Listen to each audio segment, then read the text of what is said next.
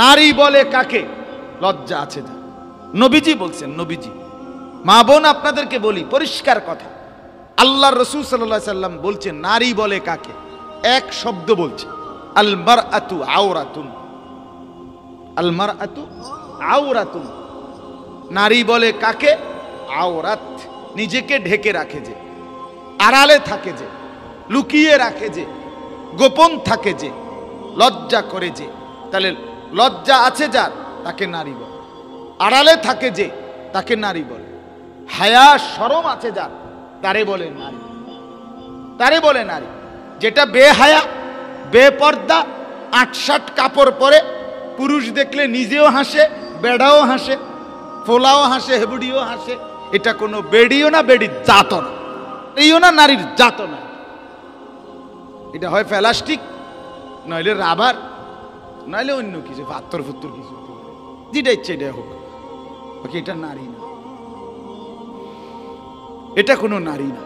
বেহায়া নারী হইতে পারে না, বেপর্দা নারী হইতে পারে। রব্বুল আলামিন তার আপাদমস্তক কেন পর্দা করাইলেন? কারণ তাকে বানাইছেনি হায়ার আবরণ দিয়ে।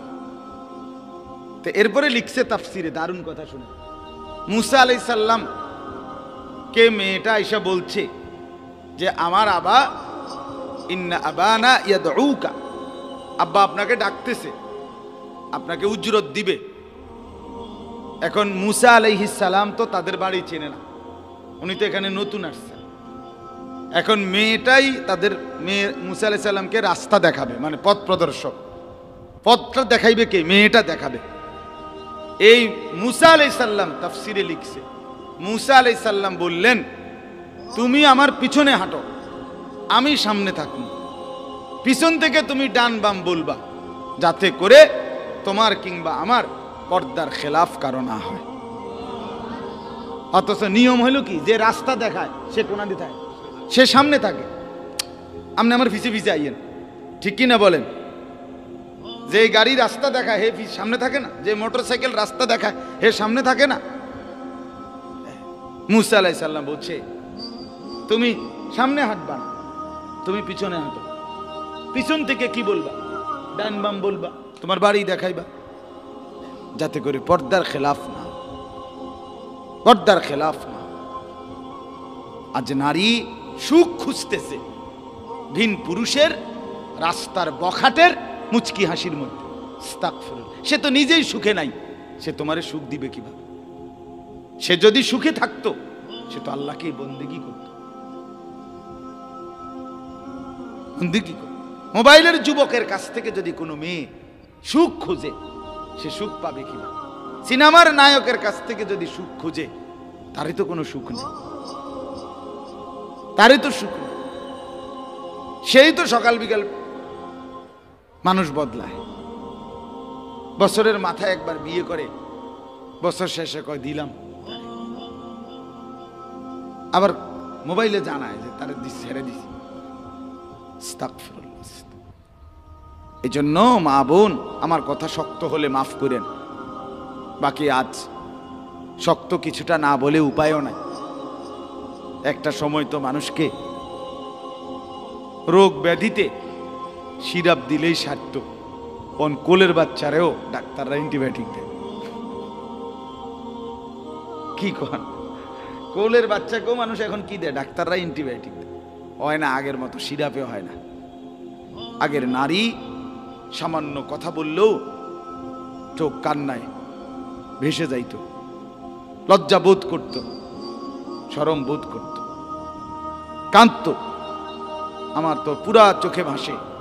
আমার বয়স কত? আমার বয়স তো কমপক্ষে 80-90 বছর হইব, ঠিক না? কি করানো হবে? আমার বয়স বরাবর 42 বছর। তাইলে আমি ছোটবেলায় মাকে কত দেখছি। আমার আম্মা, দাদি, খালাম্মা, বড় খালারে দেখছি রিক্সার মধ্যে চতুর্দিকে কাপড় পেঁচাইয়া, ছাতা সাথে কইরা আমগরে নিয়া কোথাও যাইতে। ছাতা থাকতো, কাপড় দিয়া রিক্সা চতুর্দিকে কি লাগানো হইতো? আমাদের সেই মা চাচিরা তারা অবুঝ ছিলেন, আজকের বেপর্দা নারী বেশি বুঝি সুখে আছে, চালাক হইছে, বেশি লাভবান হইছে না। আমার আম্মা মাত্র 4 পাস করছে, ক্লাস 4 স্কুলে, ছোটবেলায় তখনকার জীবনে প্রাইমারি স্কুলে 4 পড়ছে, এর দূরে 5-এ উঠছে। আর কয়দিন পরে মা বলছে, কত না নিয়ে কইছে আজ যাইও না স্কুলে, তোমার বিয়ে। বিয়ে কি তা আমি হেঁটেও বুঝছি না। এরকম ছোট মানুষ বিয়ে দিয়ে দিছে। সেই ক্লাস 4 পড়া মা, মক্তবের সেই পড়ালেখা, মক্তবের হুজুরের কাছে যে কদ্দুর শিখছে, দোয়া কালাম, অজু নামাজ, এর দূরে মার পুঁজি। আলহামদুলিল্লাহ, মার 4র্থ শ্রেণী পড়া মার পর্দা দিন, মার তাহাজ্জুদ, মার নামাজ, মাস কান্নাকাটির বরকতে আমার মায়ের 5 ছেলে, তো 5 ছেলেই আলেমে দিন হয়েছে। আমরা 5 ভাই আলেম হয়েছি।